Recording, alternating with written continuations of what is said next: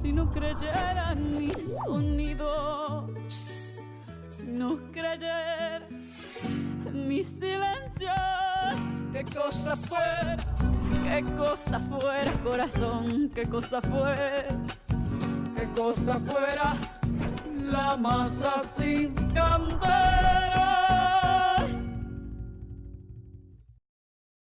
¿Qué tal? Muy buenas tardes, amigas y amigos. Bienvenidos a su programa Pulso Fórmula. Soy Claudia Corichi y como todos los domingos, le agradezco que nos permita acompañarlo en la comodidad de su hogar o ahí donde nos esté viendo. Aprovecho también para agradecer a todo nuestro amable auditorio que nos ven desde Estados Unidos a través de Xfinity. Reciban todas y todos ustedes un cálido saludo.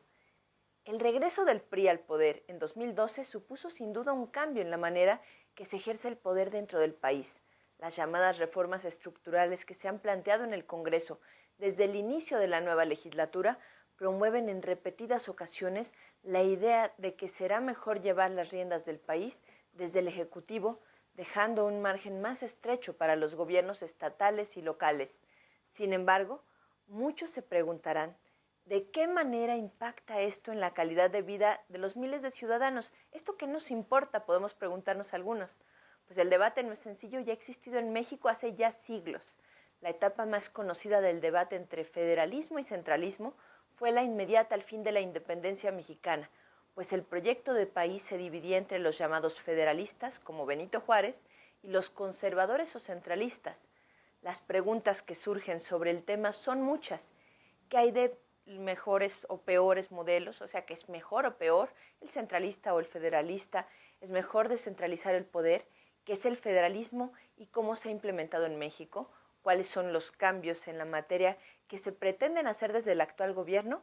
Hoy, en Pulso Fórmula, el futuro del federalismo en México, nuestro tema. Comenzamos.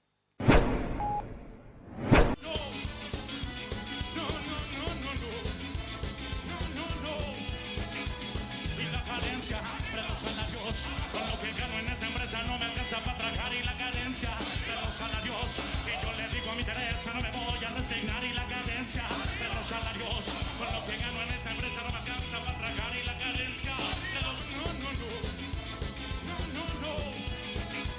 y la carencia de los salarios, con lo que gano en esta empresa no me alcanza para tragar y la carencia de los salarios, y yo le digo a mi Teresa no me voy a resignar y la carencia de los salarios, con lo que gano en esta empresa no me alcanza para tragar y la carencia.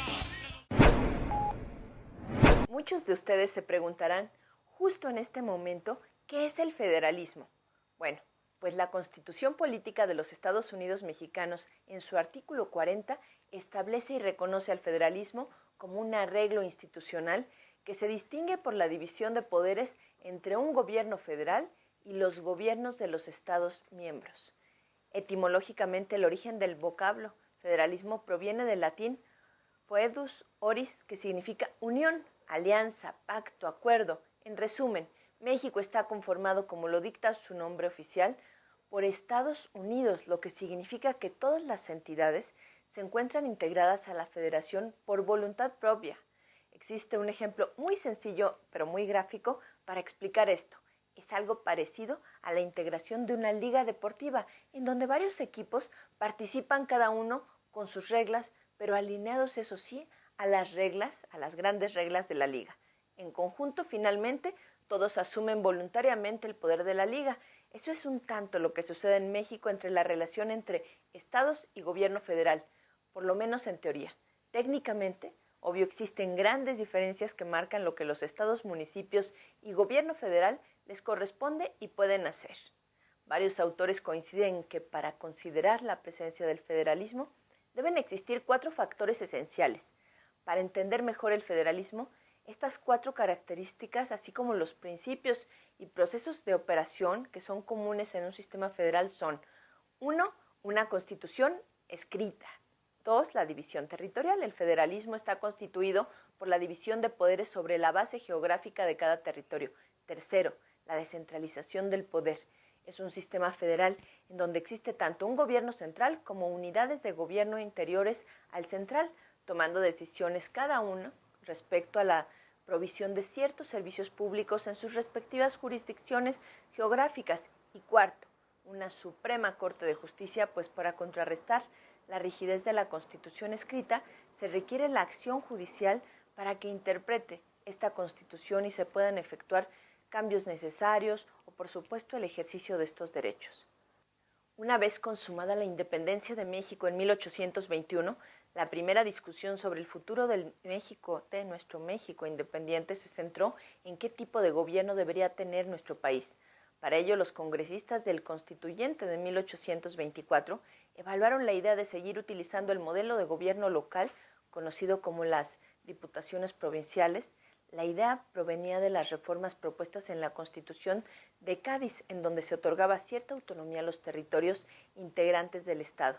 En México, nuestro país, inicialmente se aprobaron 6 diputaciones: México, Guadalajara, Monterrey, Mérida, Guanajuato y San Luis Potosí, pero después se crearon las de Puebla, las de Veracruz, Michoacán, Oaxaca y Querétaro. Con esta medida de organización política, pues se fortaleció un sentimiento regionalista contrario al regreso del gobierno absolutista de las autoridades de la Ciudad de México sobre el vasto territorio del antiguo virreinato.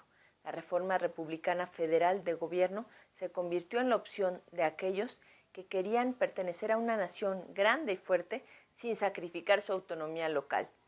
No olvidemos que en aquel entonces pocos eran los que querían sentir el yugo de un poder central, por lo menos en teoría, que afectara a todos por igual.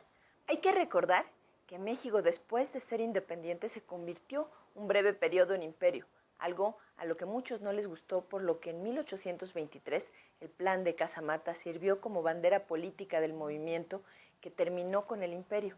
Y este contenía una clara orientación federalista al establecer que las provincias asumirían su propio gobierno en tanto se derrocaba a Iturbide. Mientras que la Constitución norteamericana, que es un referente, permitió al gobierno de los Estados Unidos cobrar impuestos a los ciudadanos, la Constitución mexicana de 1824 redujo sus ingresos federales al producto de las tasas arancelarias en las aduanas, uno de los antiguos monopolios que habían pertenecido a la corona española, más una cantidad que se cobraría a los estados proporcionalmente a su riqueza y que recibiría el nombre de contingente. En ese entonces, los ayuntamientos fueron reglamentados por los congresos de los estados, con lo cual hubo notables diferencias entre uno y otro estado, tanto en los criterios para su conformación como en sus atribuciones también. Sin embargo, para 1835 hubo diversas causas que precipitaron el final de la República Federal en 1835, siendo la principal de ellas la polarización política entre los defensores del régimen centralista y los defensores del federalista. El siglo XX revestiría nuevos cambios entre centralismo y federalismo. Sin embargo, el peso de la Constitución de 1917 prevalecerá como eje de los proyectos de nación, algo que veremos más adelante.